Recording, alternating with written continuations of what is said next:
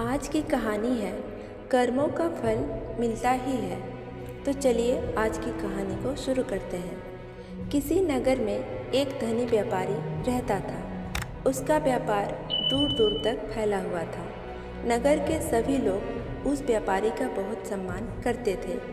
इतना संपन्न होने के बाद भी वह व्यापारी बहुत दुखी रहता था, क्योंकि उसका कोई पुत्र नहीं था, जिस कारण अपनी मृत्यु के पश्चात व्यापार के उत्तराधिकारी की चिंता उसे हमेशा सताती रहती थी।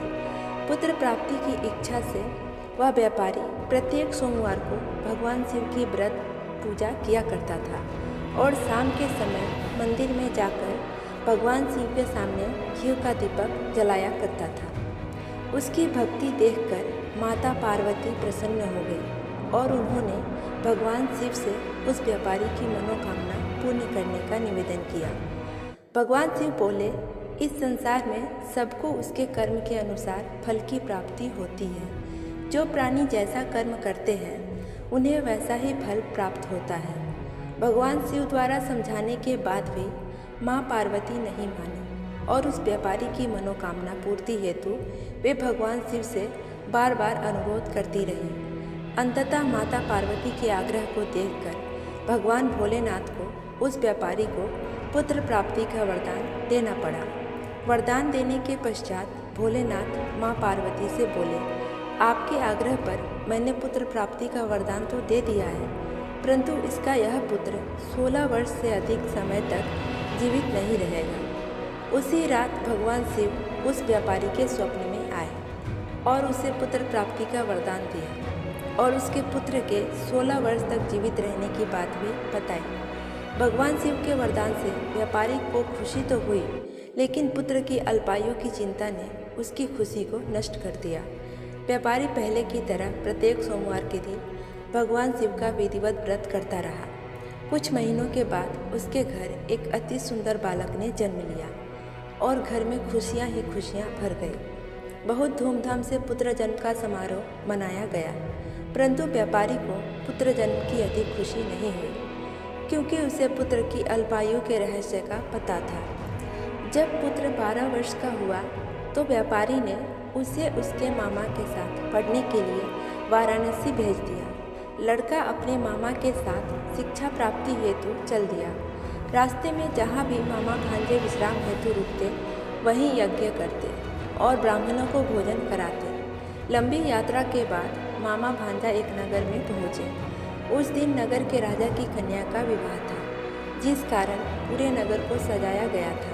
निश्चित समय पर बारात आ गई, लेकिन वर का पिता अपने बेटे के एक आंख से काने होने के कारण बहुत चिंतित था। उसे भय था कि इस बात का पता चलने पर कहीं राजा विवाह से इनकार न कर दे, इससे उसकी बदनामी भी होगी। जब वर के पिता ने व्यापारी के पुत्र को देखा तो उसके मस्तिष्क में एक विचार आया।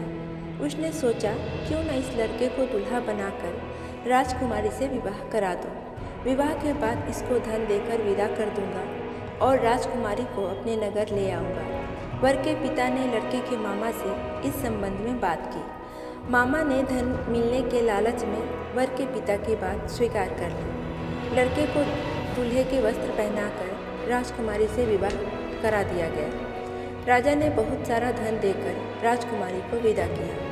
शादी के बाद लड़का जब राजकुमारी के साथ लौट रहा था तो वह सच नहीं छिपा सका और उसने राजकुमारी की ओढ़नी पर लिख दिया, राजकुमारी, तुम्हारा विवाह मेरे साथ हुआ था। मैं तो वाराणसी पढ़ने के लिए जा रहा हूँ और अब तुम्हें जिस नवयुवक की पत्नी बनकर रहना पड़ेगा वह कान्हा है। जब राजकुमारी ने अपनी ओढ़नी पर लिखा हुआ पढ़ा तो उसने कान्हे लड़के के साथ जाने से इनकार कर दिया। राजा को जब ये बात पता चली तो उसने राजकुमारी को महल में ही रख लिया। उधर लड़का अपने मामा के साथ वाराणसी पहुंच गया और गुरुकुल में पढ़ना शुरू कर दिया।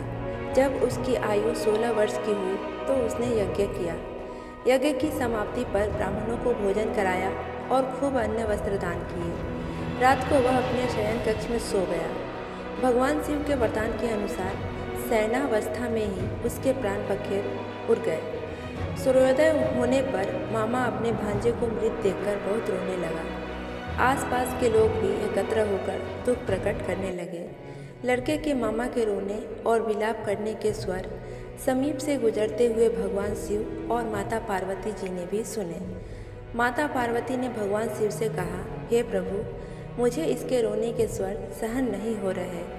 आप इस व्यक्ति के कष्ट को अवश्य दूर करें। भगवान शिव ने माता पार्वती के साथ अदृश्य रूप में समीप जाकर देखा तो भोलेनाथ माता पार्वती से बोले, यह तो उसी व्यापारी का पुत्र है जिसे मैंने 16 वर्ष की आयु का वरदान दिया था।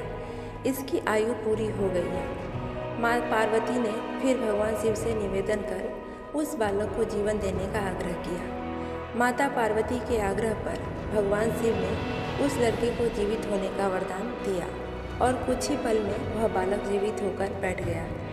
शिक्षा समाप्त करके लड़का मामा के साथ अपने नगर की ओर चल दिया। दोनों चलते हुए उसी नगर में पहुँचे जहाँ उसका विवाह हुआ था। उस नगर में भी उन्होंने यज्ञ का आयोजन किया। समीप से गुजरते हुए नगर के राजा ने यज्ञ का आयोजन देखा और उन्होंने तुरंत ही लड़के और उसके मामा को पहचान लिया। यज्ञ के समाप्त होने पर राजा मामा और लड़के को महल में ले गया और कुछ दिन उन्हें महल में रखकर बहुत सा धन और वस्त्र आदि देकर राजकुमारी के साथ विदा कर दिया। इधर भूखे प्यासे रहकर व्यापारी और उसकी पत्नी बेटे की प्रतीक्षा कर रहे थे। उन्होंने प्रतिज्ञा कर रखी थी कि यदि उन्हें अपने बेटे की मृत्यु का समाचार मिला तो दोनों अपने प्राण त्याग देंगे। परंतु जैसे ही उसने अपने बेटे के जीवित वापस लौटने का समाचार सुना तो वह बहुत प्रसन्न हुआ। वह अपनी पत्नी और मित्रों के साथ नगर के द्वार पर पहुंचा। अपने बेटे के विवाह का समाचार सुनकर पुत्र वधू राजकुमारी को देखकर उसकी खुशी का ठिकाना न रहा। उसी रात भगवान शिव ने व्यापारी के स्वप्न में आकर कहा, हे श्रेष्ठी, मैंने तेरे सोमवार के व्रत और सच्चे मन से की गई भक्ति से प्रसन्न होकर तेरे पुत्र को लंबी आयु का वरदान दिया है। यह जानकर व्यापारी बहुत प्रसन्न हुआ। शिव भक्त होने तथा सोमवार का व्रत करने से व्यापारी की सभी मनोकामनाएं पूर्ण हुई।